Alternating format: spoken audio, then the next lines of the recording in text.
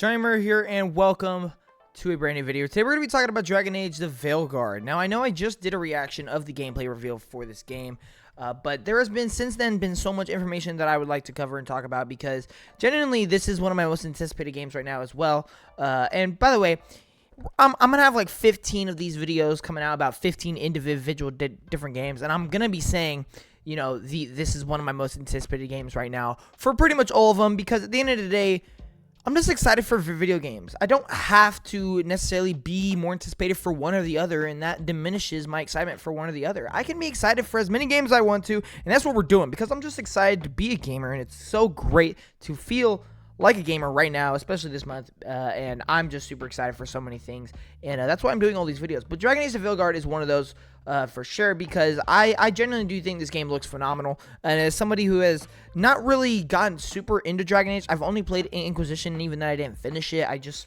played it for a little while. I really enjoyed what I played, but this one has really been speaking to me ever since. I've just been hearing things about it for a long time, and I saw it, and I was really into it, and then I saw the gameplay, and yeah, I absolutely loved it, and I'm super duper excited. So we're going to be talking about Dragon Age and getting super in deep with all these different talking points, and should be a good video. But if you guys love gaming, if you like Xbox, PlayStation, Nintendo, PC, whatever, if you guys just want to stay up to date with all reviews, updates, thoughts, and opinions, consider subscribing, share with your friends. Really do appreciate anything you guys do support me with. I highly appreciate.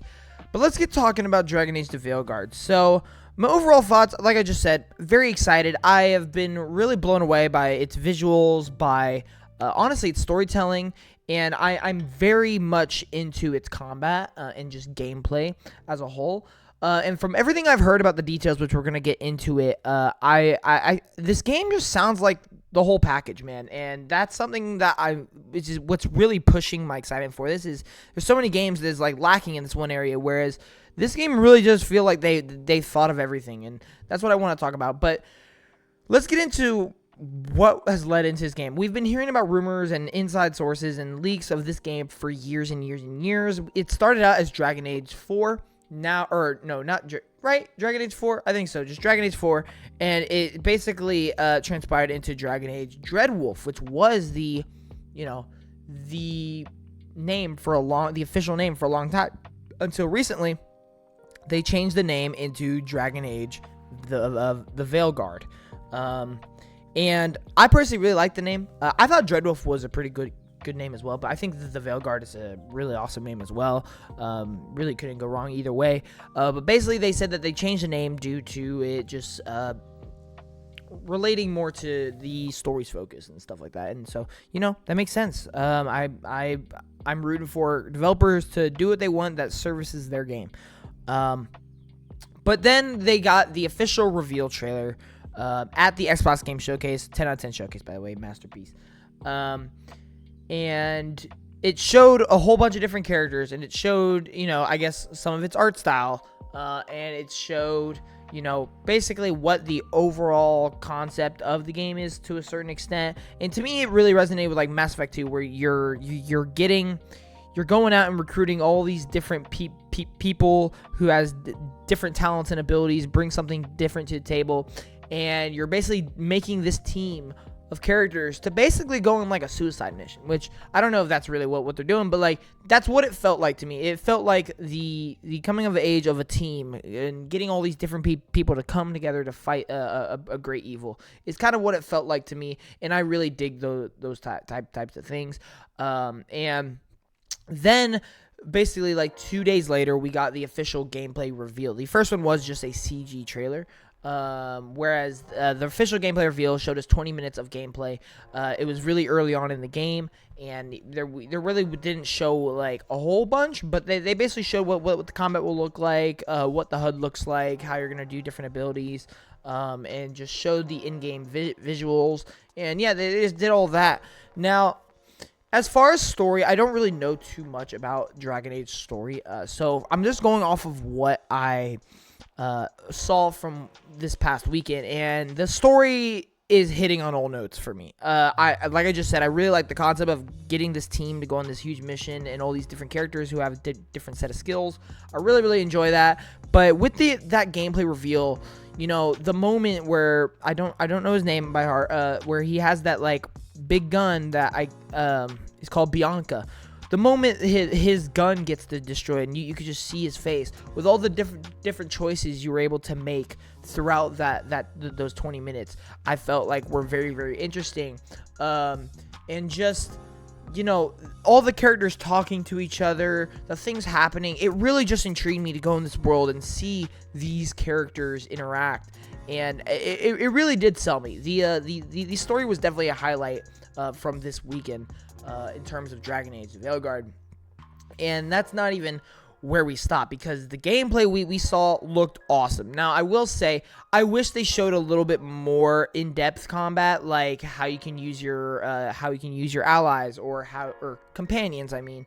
And, you know, I wish they showed other abilities. Really, all they showed was like, okay, your HUD, and then you have like the one ability that recharges. Obviously, there were so many other spots on the ability wheel, so I really wish they showed more, because what they showed kind of got repetitive. But I know playing Dragon Age and just knowing that it was early on in the game, I already know that's not really going to be the case throughout the whole game. I just kind of wish that they showed a little bit more. But what they did show, I really enjoyed. You know, it is that hack and slash kind of like, just, yeah, your typical action RPG combat, and I'm really rocking with it. I think it looks really, really cool. I like how you can use your companions. I like the ability wheel. I think it really looks great. I think some of the running around and everything looks very clean. Animations look very clean. And that leads me to my next part, is that visually this game is awesome. I visually love this game so much. But that also brings a little bit of controversy because of its art style.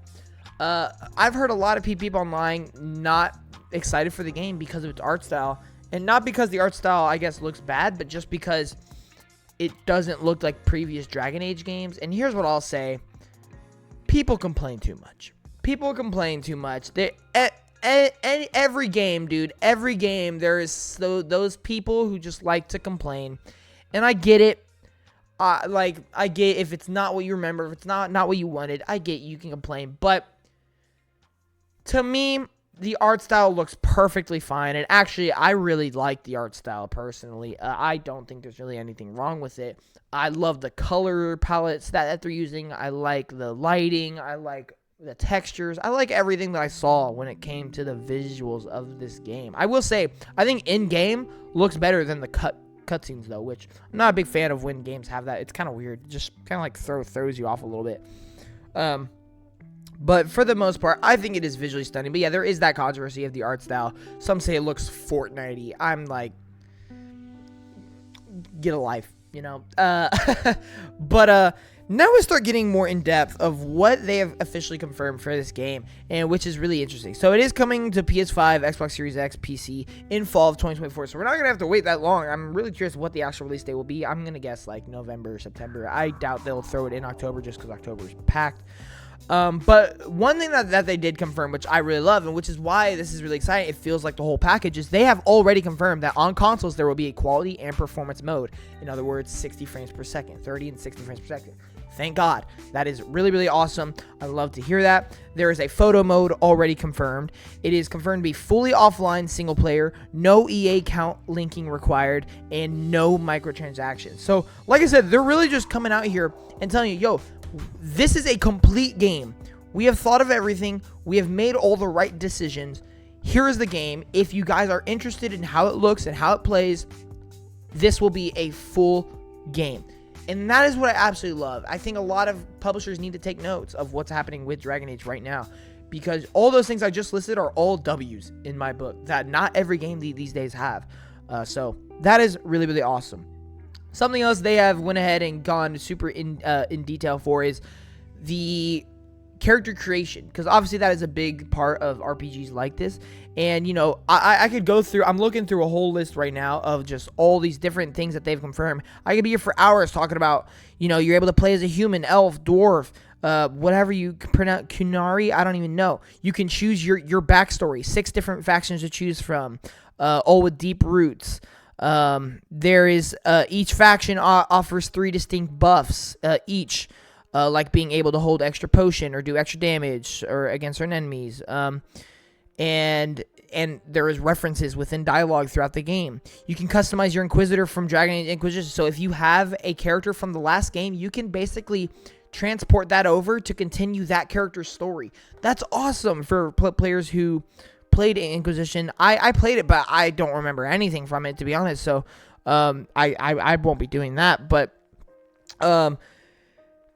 they make a few key decisions, as well, of like how your Veilguard begins, how your character begins.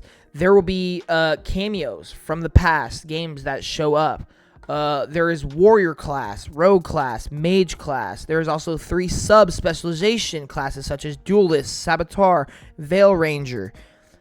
Classes have unique resource systems. For example, the rogue has momentum, which builds up as you land consecutive hits. Stuff like that.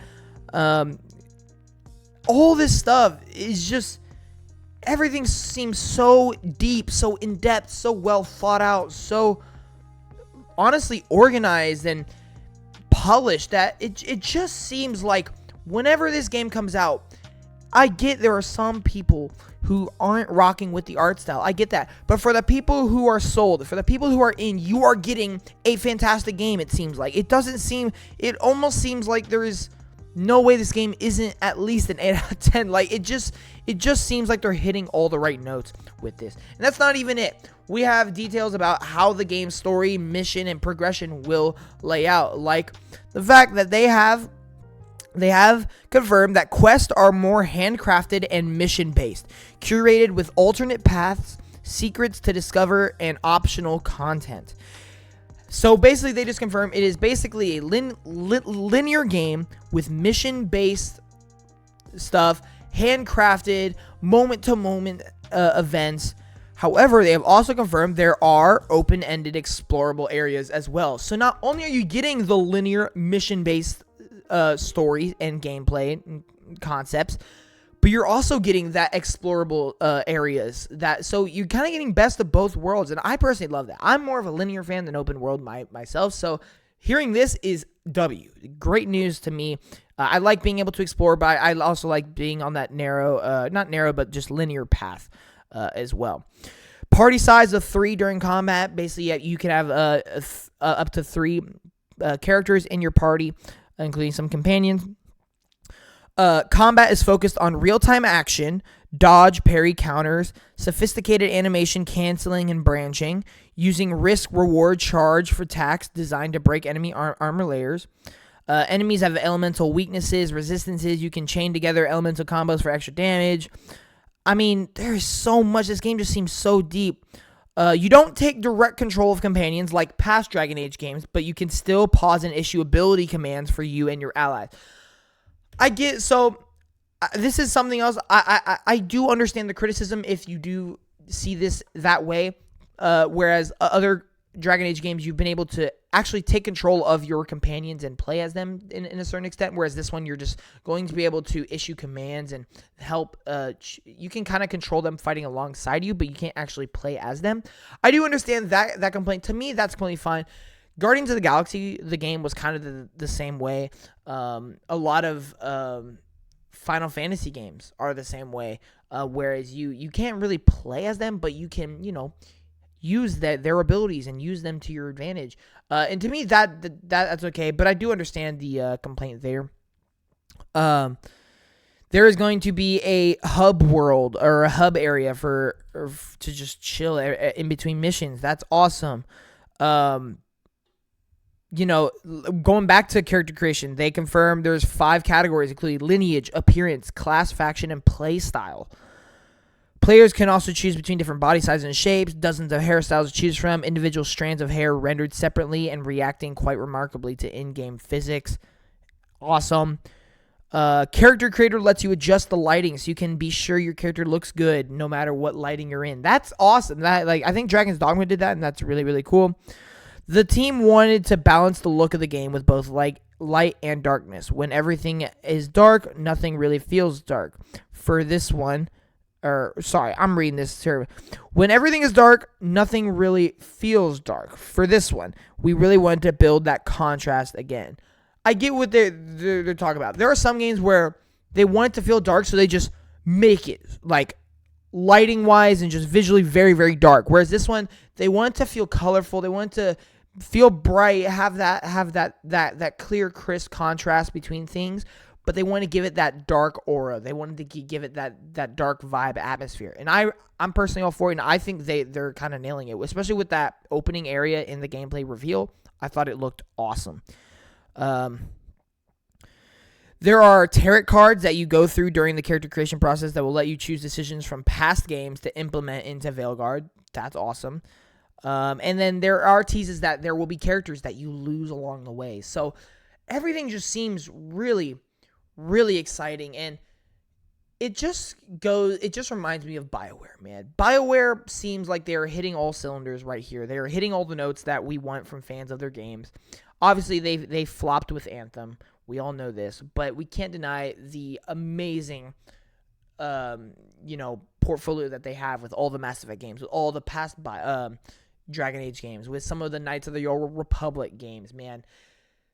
BioWare seems like this is a game that they actually wanted to make and that they're putting their passion and all their resources and time and effort into. And it just shows with all those things I just listed. It just seems like the full package. It seems like a BioWare game, and it seems like a fully fledged RPG that seems like it's going to have a lot of quality. I wouldn't be surprised if this maybe becomes in the Game of the Year contender conversation. And it does have that fall 2024 release, so we may not have to wait all that much longer to get our hands on it and see for ourselves. But ladies and gentlemen, let me know down in the comments, what is your hype level for Dragon Age, the Veilguard? Are you hit or miss on that art style? Are you, a part of the side that isn't that interested because of some of the changes? Or are you all for this? Do you think this looks awesome? Are you super excited? Let me know. I'd really be interested to have a conversation with you. But thank you all so much for watching. I'll see you in the next one. Johnny Moore out. Peace.